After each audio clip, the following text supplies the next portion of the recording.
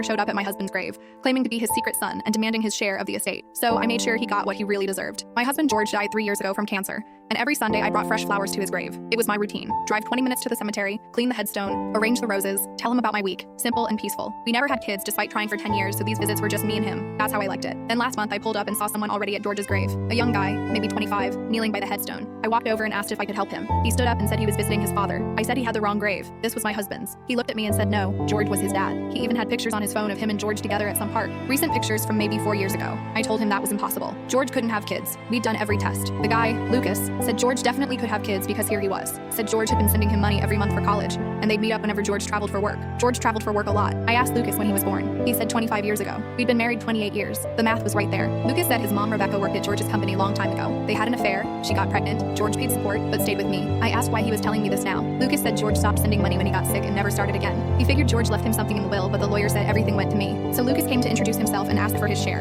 of my husband's estate. This kid I'd never heard of wanted money from me. I told him to leave. He said he'd get a lawyer if needed. I said good luck with that and walked back to my car, but I didn't leave. I sat there and watched Lucas. He didn't leave either. He pulled out his phone and made a call. I cracked my window to listen. He was talking to someone about how I didn't believe him, and they needed to move to Plan B. Plan B was getting a DNA test to prove George was his father. They'd dig him up if they had to. I went home and called my lawyer friend Connie, told her everything. She said Lucas had no legal claim to anything but could make my life hell with court battles, unless we proved he was lying. Connie suggested I hire a private investigator. I hired one that afternoon. Meanwhile, Lucas started showing up everywhere. The grocery store, my gym, the library where I volunteered, always with sad eyes talking about how he just wanted to know his father's family. People started asking me about George's son. I said I didn't know what they were talking about. The investigator called 3 days later with interesting news. Lucas was 25, but his mom Rebecca never worked at George's company. She worked at a medical lab that did fertility testing. Our fertility testing. She had access to George's medical records showing he was sterile. The pictures of Lucas and George were real, but taken at a company picnic where hundreds of people took pictures with George because he was the regional manager. George never knew Lucas existed. The investigator found more. Lucas and Rebecca had done this before. Found recent widows, claimed connection to dead husbands, got sympathy money or settlements to go away quietly. They had a system. Rebecca would research obituaries, find wealthy dead men, match them to medical records she could access, then send Lucas in with sob stories. They'd gotten away with it 4 times.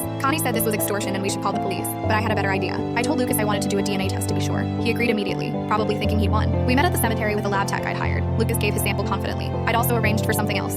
My friend who worked at the newspaper showed up with a photographer, said she was doing a story about families reuniting through DNA testing. Lucas and Rebecca loved the attention, gave a long interview about their struggle to connect with George's family. The story ran the next day. The other 4 widows they'd scammed saw it and recognized them. They all called the police. Turned out Rebecca and Lucas had used different names each time but same faces. The police arrested them at their motel. Rebecca had files on dozens of widows she was planning to target. Both got charged with extortion, identity theft, and fraud. Rebecca lost her job at the lab at her nursing license. Lucas had never actually gone to college, just used the money for gambling. They're both in prison now. Different prisons, thankfully. 3 years for her, 2 for him. The other widows and I testified at the trial. We have coffee sometimes now. Call ourselves the Widows Club. We laugh about how Lucas picked the wrong widow when he picked me. George would have found that funny. I still bring him flowers every Sunday. Nobody else is ever there.